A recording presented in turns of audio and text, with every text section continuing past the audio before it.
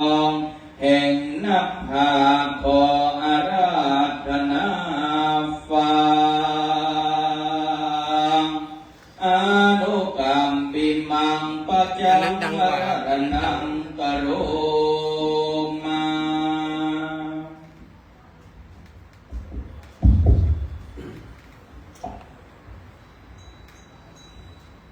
สาธุสาธุสาธุข้าแต่พระพุทธเจ้าพระธรรมเจ้าพระสังฆเจ้าพระกรรมฐานเจ้าพระครูบาอาจารย์เจ้าครูบาอาจารย์เจ้าทั้งหลายบัดนี้ข้าพเจ้าแก่ข้าพระอริการจันทึกมหาปุญโญเจ้าวัดวาดนุ่งนี้จะได้มาเทศนาพระธรรมนาพุทธาพิเศษเพื่อเตะอบรมสมโภชพุทธปินปาสารุเจ้าที่วัดวันไหนในวันนี้โดยกรรมในราการทางของพระอรหันต์ปัญญาริยะสิริสุวรรณที่ได้รับพระรัตนบุญพระเจ้าเปิดเป็นโตเอกาเทพธรรม แล้วผ้าจะดีหายลอยเลยทำไมใส่ นี้ก็ขออนุญาตบาอาจารย์เจ้า เนี่ย และ บอกให้เราบาดี และ เลย สิ่งศักดิ์สิทธิ์ทั้งหลายที่อยู่ในสถานที่นี้เพื่ออนุญาตของเราแก่เราจะได้เจอ นั่งจะดีอ่ะไม่เนี่ย สลับเลยบาดี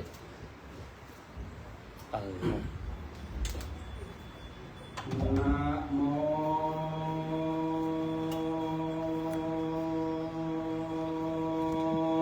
ตัสสะภะคะวะโตอะระหะโตสัมมาสัมพุทธัสสะนะโมตัสสะภะคะวะโตอะระหะโตสัมมาสัมพุทธัสสะนะโมตัสสะภะคะวะโตอะระหะโตสัมมาสัมพุทธัสสะสาธุสาธุสาธุอาวันตามิสิลสาปุระปุณณปุระธัมมังสังฆังมังคละปุระมันนะกะมิละทานังกายังสัพพันตารโยวินาสันโตอาเสสะโกอาหังวันตามิโกโนไว้พุทโธเสโตอันว่าพระพุทธเจ้าองค์ปัสสะยกยิ่งกว่าโลกทั้งสามกาตังนาบโลกุทารังเจ้าเก่าว่าการและพระอริยเจ้าองค์ปัสสะอันเป็นปิโกแห่งเนื้อตังบุญตาลินโยความรักเอายังตานาทั้งหลายอามนุษย์เทวดาทั้งหลายคือบูชาสัพพะเอาทั้งหลายทั้งหลายวินาสันตุโตมังละธรรมหายไปอาเสสะโตไม่มีแต่จะอุไรเสสะรอด้วยบุญเตเตนะด้วยเป็นพระอันทุกข์ทั้งหลายน้อมไว้อย่างพระแก้วแก่นไตรทั้งสามประการก่อนบุญทั้งหลายจงผู้นี้จงรักษาอาคารอย่างผู้กาทั้งหลายอาภายะโกพ้นจากอันไรทั้งสี่จงนี้แด่เธอโยพุทโธอันว่าพระพุทธเจ้าพระองค์ใดผู้เห็นว่าไอ้พระเป็นจาริยสัมปการลังดับมาโมกาเตนะนังกาสัจติกาสาสมาธิสัพพะลามิโยอปานิพานะโตปะทายะขังไว้แล้วยังนะโมปานิตานะปาทนาแต่งแต่เต็มมาจุลาคาตังเพียงเอาออกเอาไม่ออกจากนั้นตั้งแต่ต้นมาเป็นมโนภาตนาเจตเจตอาสงไขมันนาจากนั้น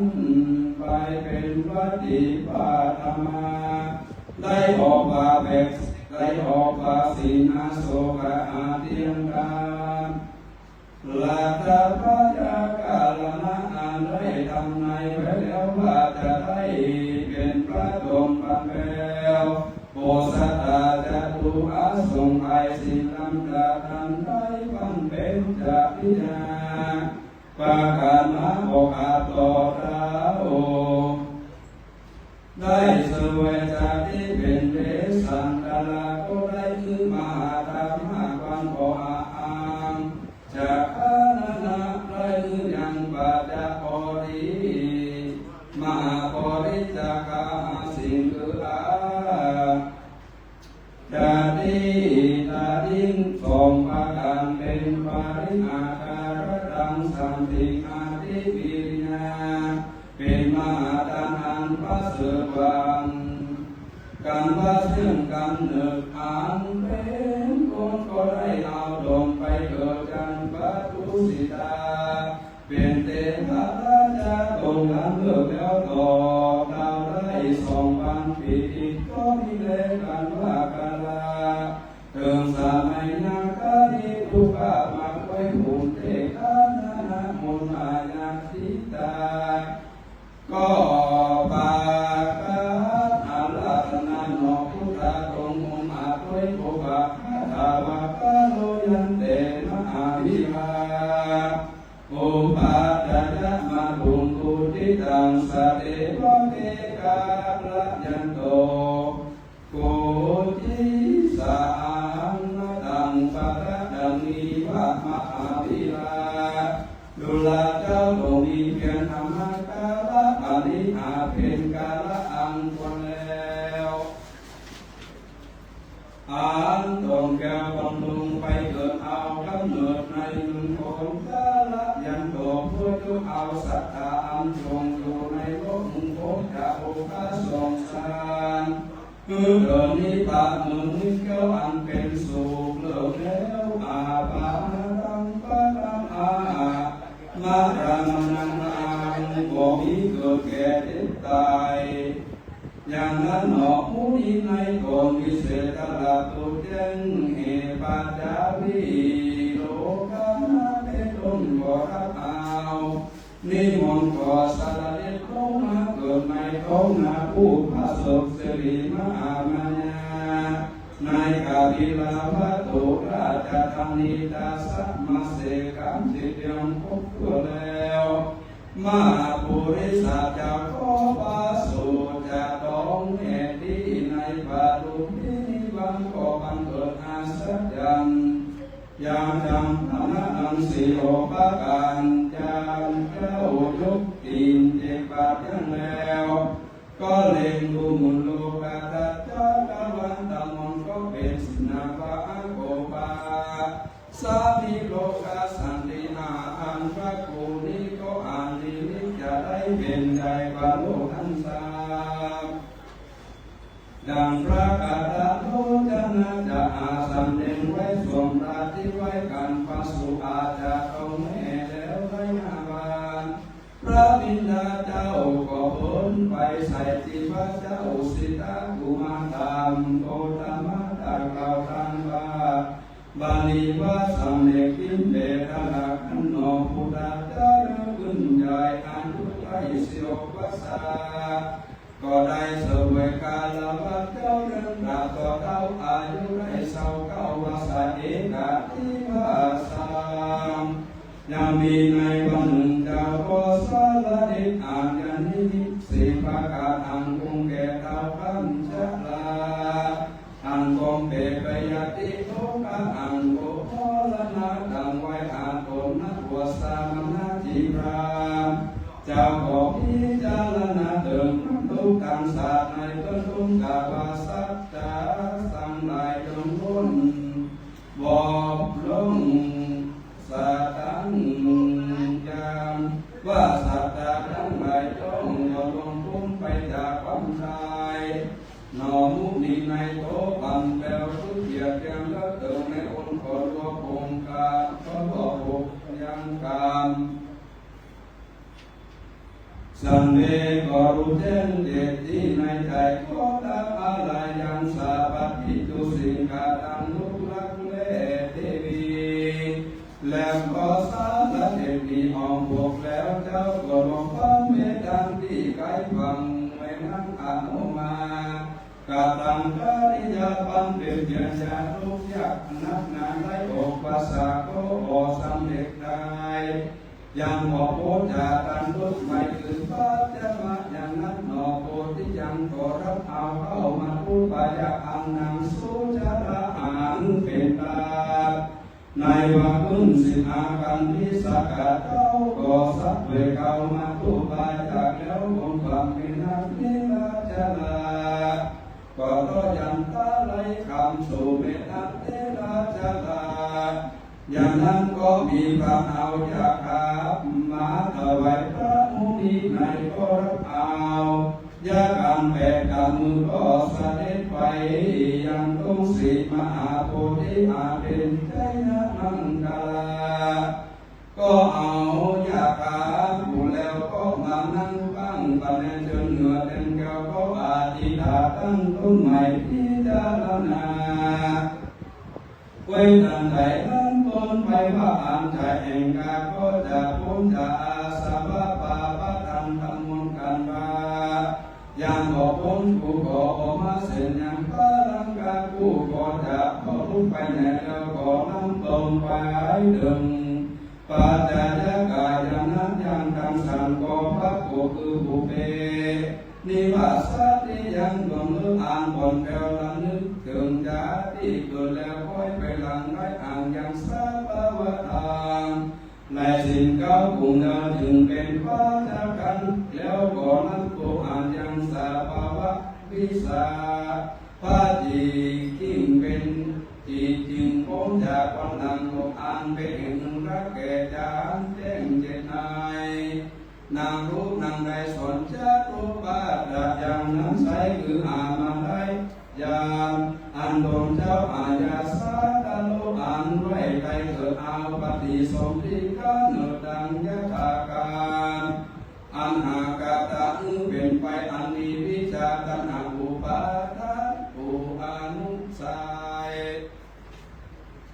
คือเป็นเอตราสุรุเจนเจงเอสาภาวะอันบังเกิดนับมาตุนุกันเป็นนับมาทุแล้วไปวุนก็การเกี่ยวอุตตะรันไปอันว่ายังคงใส่ที่ต้องการจะเสียยังอนุสัยกิเลสอันอ่อนละเอียดสุขุมาคือเข้าใจเป็นในอาการให้ลงไหลเป็นไปตามการปฏิบัตินั่นแหละส่วนอาสาบะกายะยาคุมสานังเราคือก็อาได้ตาสรุปอัญญาสาภาวะอาน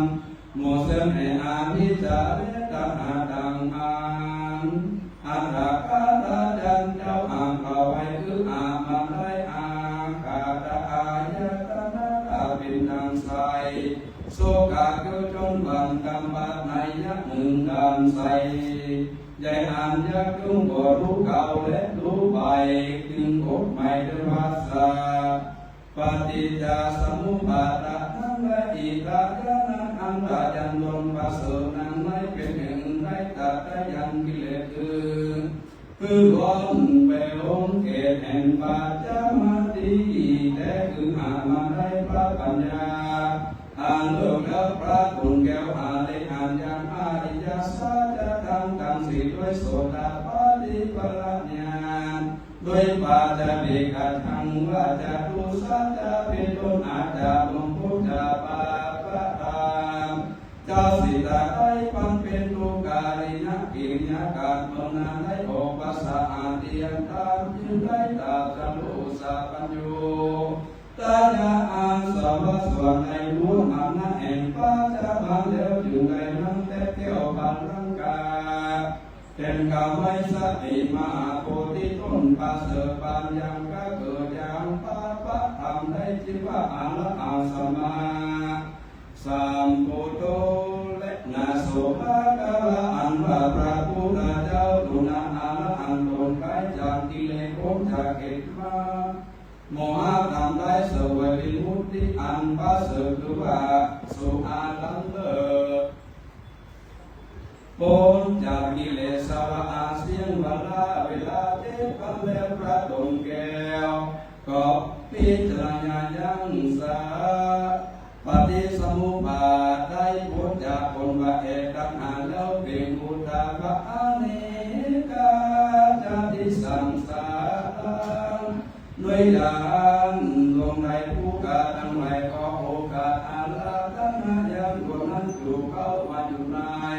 สารุพุทธปิณปัจจาตโตตาอาปันปวสานิเตโสภะคะวะอันว่าพระพุทธเจ้าตนนาสัมมาสัมพุทโธโตพระหลักทุกอย่างยะธรรมห้าประการคือพระสังฆาเนยะวิลายะเนยะละกนะเนยะพระญาติเนนิพพานะเนยะด้วยตนด้วยดีด้วยยันดวงประเสริฐดวงพิเศษได้ตรัสรู้เที่ยงอย่างพระละกะอัมเพอานันตาจึงเป็นวาจนะวาสมาสัมพุทโธคืออามาได้สังอุปาสังฆาเป็นคนหน้าปุตตะเป็นไปตาสารุคือปัจจัยสาวาลีปฏินันไปเป็นโอเป็นรูปโอเป็นสัมมาสัมพุทโธและนะอันว่าพระพุทธเจ้าตัวระดับรู้ดำรงอยู่ในร่มไม้มหาโพธิได้7 วันแล้วพระตนแก้วก็ดันชื่อว่าอานิมิตาเตตินะก็สเสด็จจากอ่านไปสู่จากกามาตัดพวกเราได้7 วันพระก็ไปสู่ยาลาดานาคางเหลือเกี่ยว7 วันแล้วก็เสด็จไปสู่ยังสาระอันใหม่ของนั้นอยู่ไต่ลงไม้อันจาลาภานิโอทำได้เทศนาไว้ทุกอย่างพระอามาตุกันด้วยที่เจพระโคตนาโภกิที่เป็นสามณพราหมณ์กันละลงได้อย่างวันละที่บันเดียวพระองค์เจ้าก็เสด็จไปสู่ยังที่จุจิกามูลาหมายรู้หมายอานิที่ไก่มูจาริสารอันดังอยู่ที่สาคะเนแห่งต้นไม้สีมหาโพธิโลกาพระโกพิจารณาถึงก่อนอย่างนั้นก็เกิดเป็นโกนอังโลกุมะโอกาตินังพระญาณกะละอันอยู่ในสารมุจาริก็มาเลิกปังปาถูกกันผลผลพบถูกองค์คำสิทธาเจ้าตราบต่อตาได้7 วันแล้วพระตุนแก้ว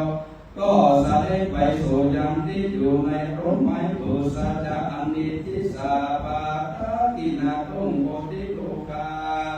ก็เทศนาแก่นปาสุสาปาลิกาปานิโจแล้วพระพุทโธก็ลำโพยังธรรมเทศนาอ่านเลิกและสุกุมาเป็นทางอายักนักนาควรจะพอมีผู้มารู้และเขาจะนั้นได้ละเตเสตุงพระขอใครจะมาเทศนาโอสถาจานังสหปาริมหาพงผู้เอจึงเสด็จลงมาอาลาธนาธรรมเทศนาโอกนังสาขันโอกาสงสารพระขอเทศนาโอมาพิอาสินพระไว้คือหามันได้พิตาการุณามุตุตา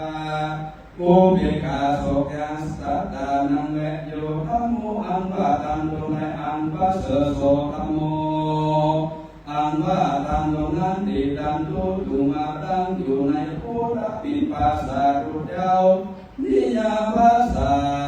สานังกะลาเพียงอาภังวาสานิเต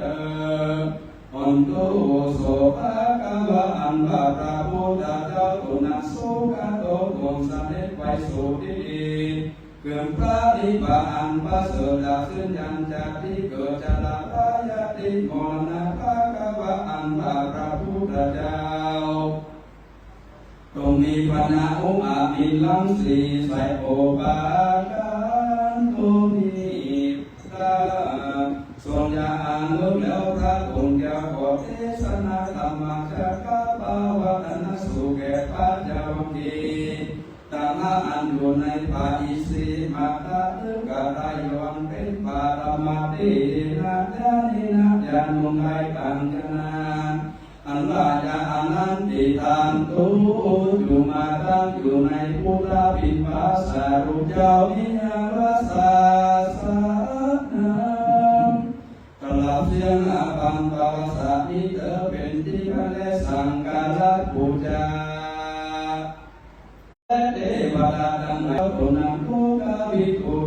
ราบุญยังเลิศสุโลทั้งสามคือว่าสังกาลโลสาตโลโอกาสาโลไม่ยาตนนิเสดังสาตานิเตแห่งบาปาลิวาสังกาลปะเต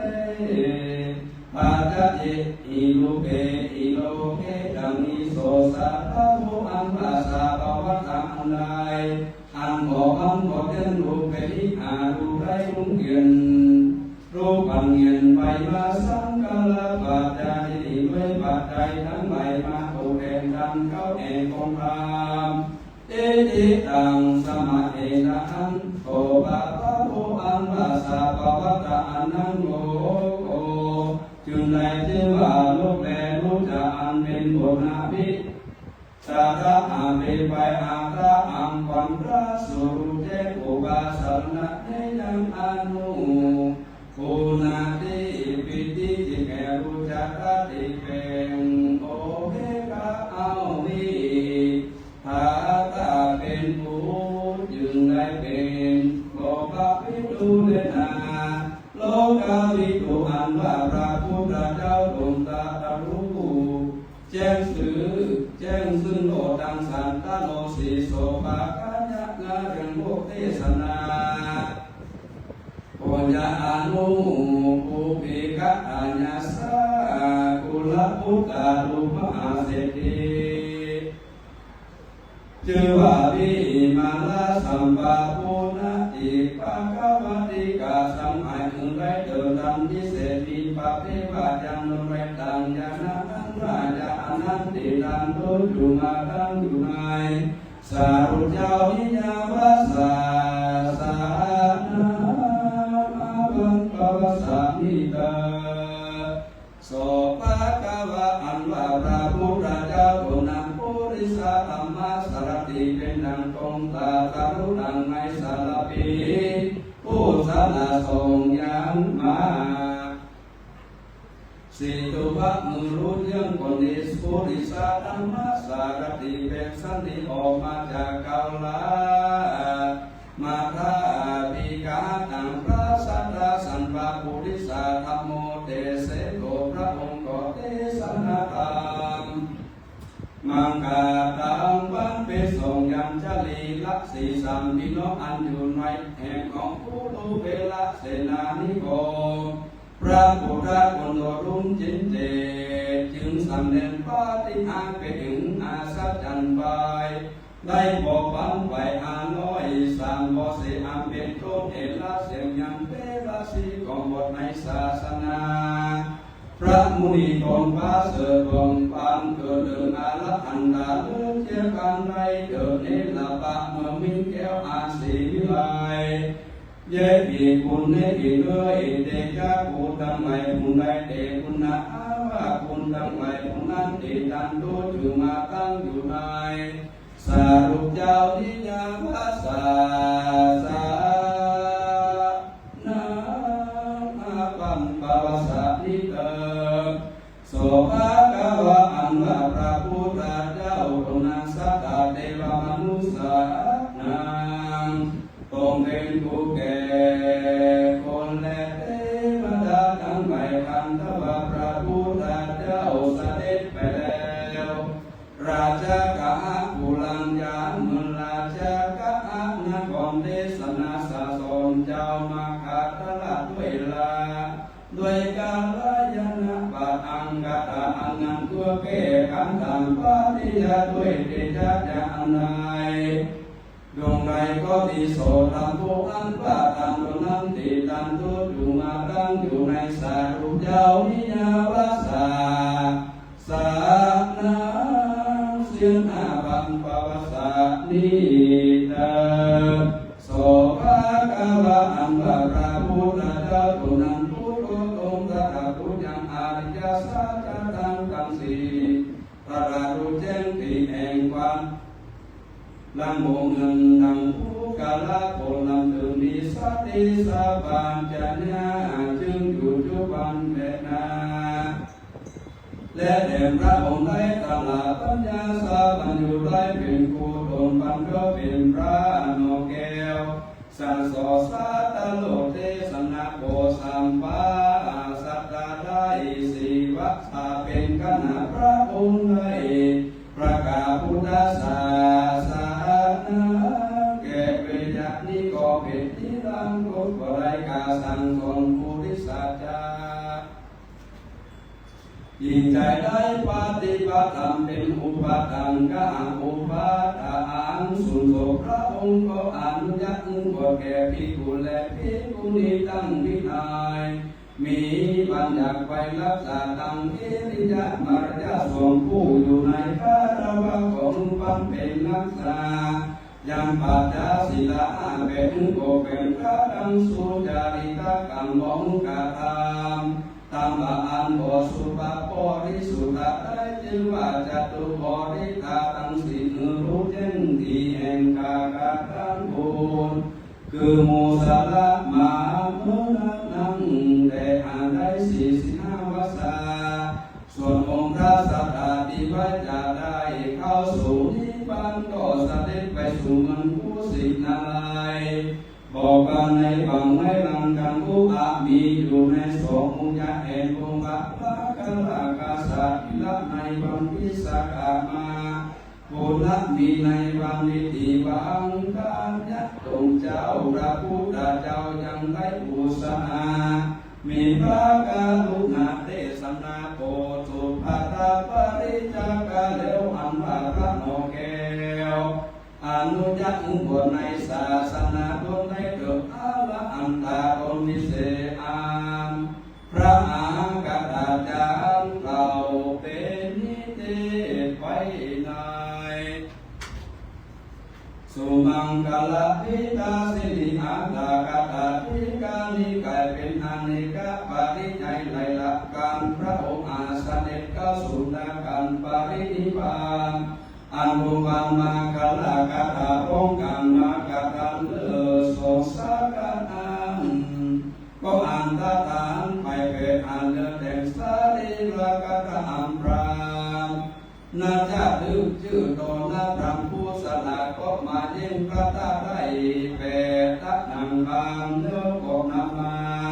คือแก่กษัตริย์ในอนาลัตตาประเทศมีเจ้าจงเกจาสัตตุเป็นเก้าเป็นประธานกาตะบริบาลเจ้าเมืองน้อยใหญ่ตั้งไหลก็ได้เอาพระสารีรธาตุปฏิสัทธาไว้คือเป็นที่ไว้และสั่งกาละบูชาแก่คนและเทวดาตั้งไว้ตาตุวิธานิปาทานไป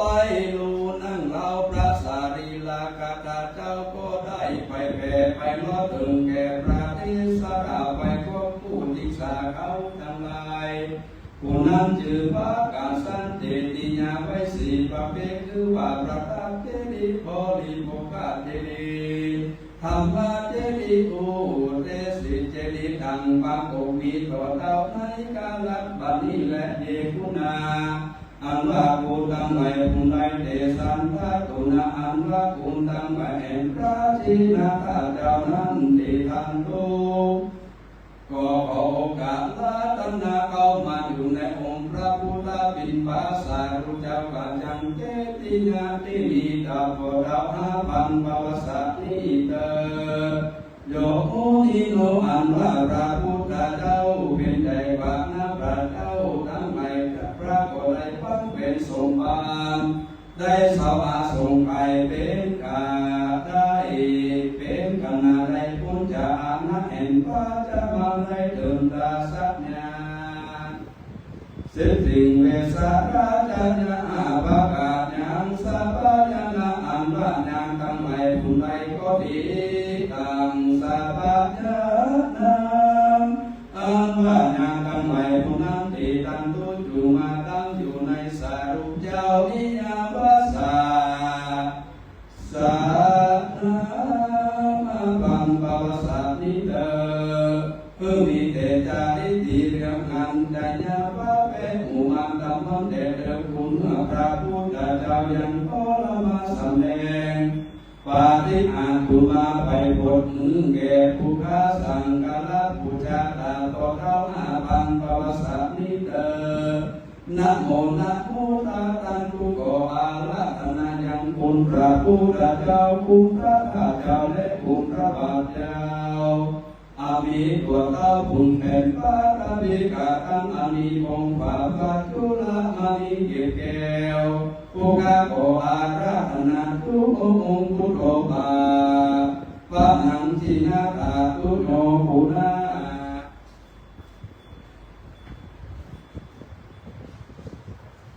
ปุณามะอาตานิพระมาตามิรวมกันมีบรรณรัสามีสายสวรรค์คำเน่งจากนาเป็นแก่ขออ่านราผู้กัขออาราธนาดังตุลาอาทิมาเล็กใหญ่น้อยเท่าเม็ดพันพักเท่าเม็ดเข้าสังฆาต่างกันนั้นนาเพียวต่างเกี่ยวพระพักอุตกาสัพพุเท่าเม็ดพันพักกะมีปัญหาจ้าหาข่าวปองผู้กาขอบยอนุ่มนงไว้พุทธาอันที่โอหิดังอันว่ากาลุแห่งเบื้องศิลาสาอุปาอังคกาอันว่ากาลุธรรมิจังโพมาริตั้งอยู่สนิจาปุโรทังกาอันว่าเกี่ยวบางมีพอสีผู้กาขออังกากิไว้บันดาจากาโสนัสสาสิแห่งพระทินาราชเจ้าอามีมาเต้าสองบังเป็นหลอดทุกอ่านตะลงไว้มีสองคืออ่านพระอาตังไว้ไปโปรแก่สัตตาทุกอาทั้งหลายขออาราธนายังกุมอาทีนาข้าเจ้าทุกองค์จุมาสติตั้งอยู่ใน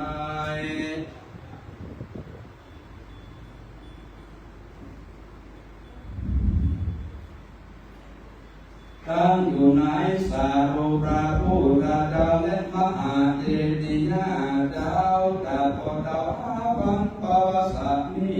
ตาพุทโธเสโตอันว่าพระพุทธเจ้าทรงพระเสด็จนำเลือกาโลกำสันในเทศนาธรรมไปโปรดนังสัตข้าพเจ้าทรงสามในเดินเกินเกี่ยวทุนในเป็นที่เดิมมาโนไปเทโวอันว่าพระพุทธอันว่าเทวบุตรเทวดาอินทาตนจุมรกาตังมนุสาจติละกันโตจุมารักษายังสารุเจ้าพุทธปินป่าและกันข้าพระธรรมเจ้าเจดีย์นามและพุทธปินป่าปล่อยพระพุทธบาทเจ้าดำมงเป็นนิพพานและสังฆราชบูชาต่างก็เท่านาพันปวสานีเตอาวันตาวิสาปาตาอาวันตาวิตุรัสโสอาวันตาวิตาตุโนอาวันตาวิสาภาโสนิติตังกินังสัพพนาปริเจจากน้องให้ยานพุทธาพิเศษวเทศนาบรมสมโภชพุทธสารุเจ้านายขอตามแห่งวัดมุนโจสิริวัฒน์ให้และเจ้าลอเสนาสนะที่นี้ถึงเป็นสิริมงคลก็บังคมสมเลสารเตสาธุสาธุสาธุข้าพระธรรมเทศนาที่จบลงไปแล้วนั้นแสดงโดยท่านพระอธิการชาญยุทธมหาปุญโญเจ้าอาวาสแห่งวัดห้วยน้ำอุ่นสิบครูบาเจ้าบุญยังเป็นติปริปุณนามเรียบร้อยโอกาสนี้ขอเจริญพรเรียนเชิญพ่ออาจารย์นามองค์อาจตาวงศ์มรนายกแห่งวัดศรีบุญชูวังไห้ได้ขึ้นน้อมประเคนถวายจตุปัจจัยทยธรรมปูจากันเทศพุทธาพิเศษในมีคาการละบัดนี้เนอ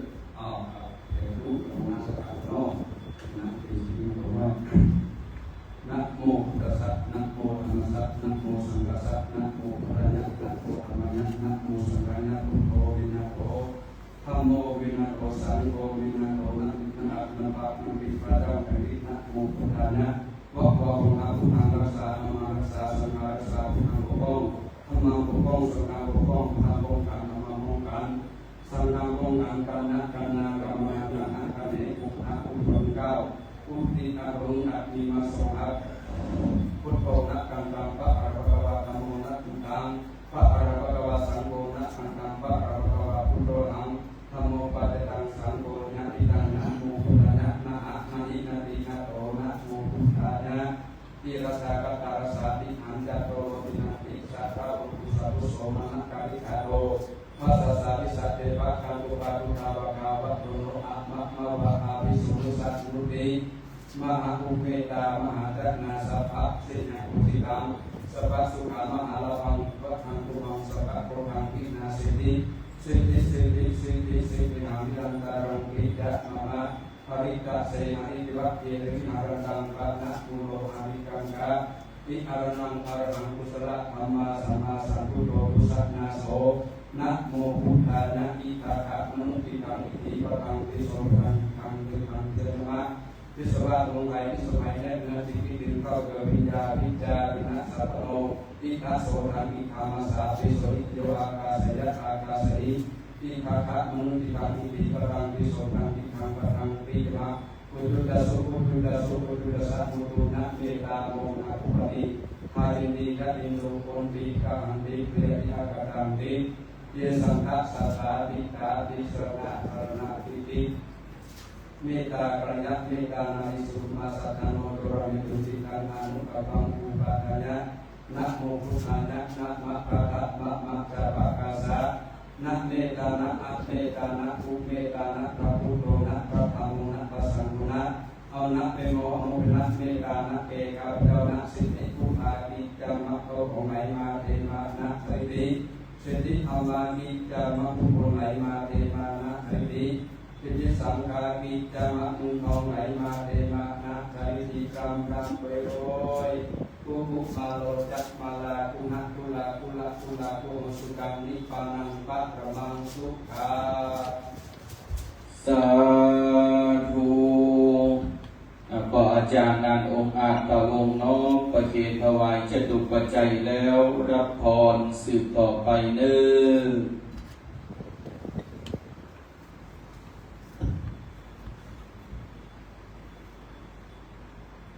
นะภาปะริวะหาภูราปะริปุริสังขลังเทวะวิวังอิโตตินังเปกะนาอุปังกปปิติสิตังเวทันตุกัมปิปะวิวะสมิสันตุสัพเพสังฆปะจันโทปะนะโสยะถา